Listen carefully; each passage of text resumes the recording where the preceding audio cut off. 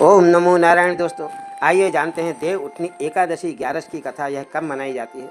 यह कार्तिक माह के शुक्ल पक्ष की एकादशी को देव उठनी एकादशी अर्थात देव उत्थान एकादशी के नाम से भी जाना जाता है। देव उठनी एकादशी की कथा को श्रवण करते हैं महाराज। शंखासुर नामक राक्षस की यह कथा है। शंखासुर के तीनों लोकों में बहुत ही उत्पात मचाया हुआ था। तब सभी देवताओं के आग्रह करने पर भगवान विष्णु ने उस राक्षस से युद्ध किया और यह युद्ध कई वर्षों तक चला। युद्ध में वह असुर मारा गया और उसके बाद भगवान विष्णु विश्राम करने के लिए चले गए। कार्तिक शुक्ल एकादशी के दिन भगवान विष्णु की निद्रा टूटी और सभी देवताओं ने भगवान विष्णु की पूजा की थी महाराज। शिव महापुराण के अनुसार पौराणिक समय में दैत्यों का राजा दंभ हुआ करता था। वह बहुत ही बड़ा भगवान विष्णु का भक्त था। कई सालों तक उसके यहाँ संतान नहीं होने के कारण उसने शुक्राचार्य को अपना गुरु बनाकर उससे श्री कृष्ण मंत्र प्राप्त किया। यह मंत्र प्राप्त करके उसने पुष्कर सरोवर में घोर तपस्या की। भगवान विष्णु उसकी तपस्या से प्रसन्न हुए और उसे संतान प्राप्ति का वरदान दे दिया। भगवान विष्णु के वरदान से राजा दंभ के यहाँ एक पुत्र ने जन्म लिया। इस पुत्र का नाम शंखचूर्ण रखा गया। बड़ा होकर भगवान शंखचूर्ण ने ब्रह्मा जी की प्रसन्न करने के लिए पुष्कर में घोर और कठिन तपस्या की। उसकी तपस्या से प्रसन्न होकर ब्रह्मा जी ने उसे वरदान मांगने को कहा।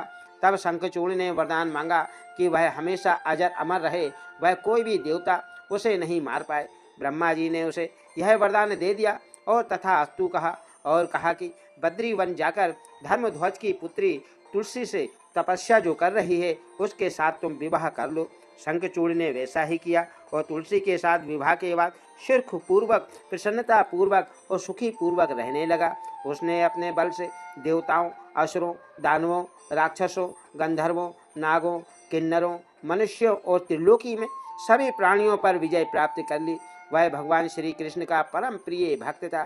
शंखचूर्ण के अत्याचारों से सभी देवता प्रसन्न होकर ब्रह्मा जी के पास गए और ब्रह्मा जी ने उन्हें भगवान विष्णु के पास ले गए। भगवान विष्णु ने कहा कि शंखचूर्ण की मृत्यु भगवान शिव के त्रिशूल से ही होगी, आप उनके पास जाएं। भगवान शिव ने चित्ररथ नामक अपने गण को दूत बनाकर शंखचूर्ण के पास भेजा। चित्ररथ ने शंखचूर्ण को समझाया कि वह देवताओं को उनका राज्य लौटा दे, परंतु शंखचूर्ण ने मना कर दिया और कहा कि वह महेश्वर सदाशिव से युद्ध करना चाहता है। भगवान शिव को जब यह बात पता चली तो वे युद्ध के लिए अपनी सेना लेकर निकल पड़े।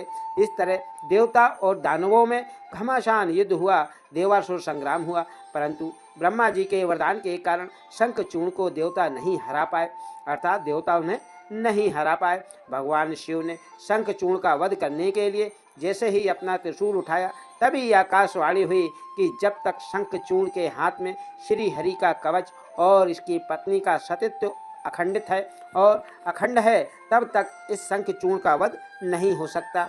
आकाशवाणी सुनकर भगवान विष्णु ब्राह्मण का रूप धारण कर शंखचूर्ण के पास गए और उससे श्री हरि कवच दान में मांग लिया।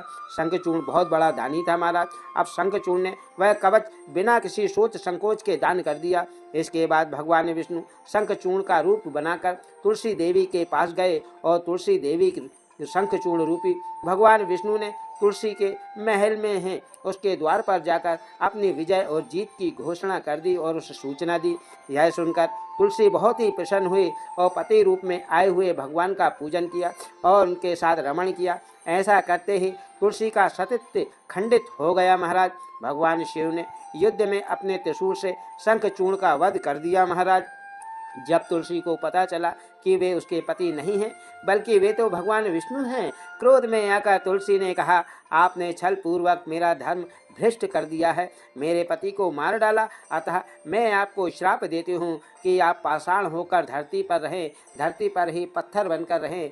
तब भगवान विष्णु ने कहा, हे देवी, तुम मेरे भारतवर्ष में रहकर बहुत दिनों तक तुमने मेरी तपस्या की और अब तक तपस्या कर चुकी हो। तुम्हारा यह शरीर नदी के रूप में बदलकर गड़क्की नाम नदी से रूप में प्रभावित होगा महाराज और तुम प्रसिद्ध होगी महाराज।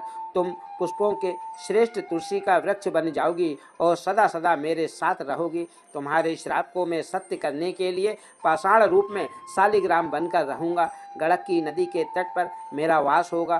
देव प्रबोधिनी एकादशी के दिन भगवान शालिग्राम व तुलसी जी का विवाह संपन्न कर मांगलिक कार्य का प्रारंभ किया जाता है महाराज।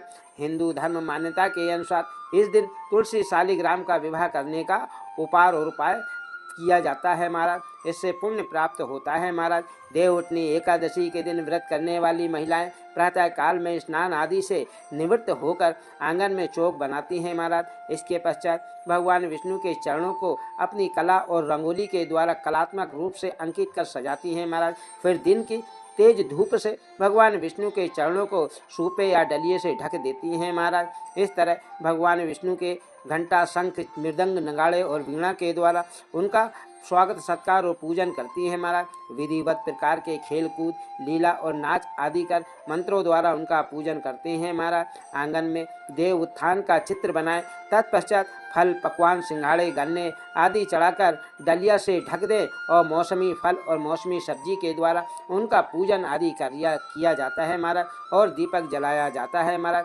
भगवान विष्णु का पूजन पंच देव पूजा विधान अथवा रामचंद्रिका आदि के अनुसार श्रद्धा पूर्वक पूजन तथा दीपक कपूर से आरती कर उनका पूजा संपन्न किया जाता है महाराज। इस तरह की सुंदर कथाओं को जानने के लिए चैनल को लाइक, सब्सक्राइब करें।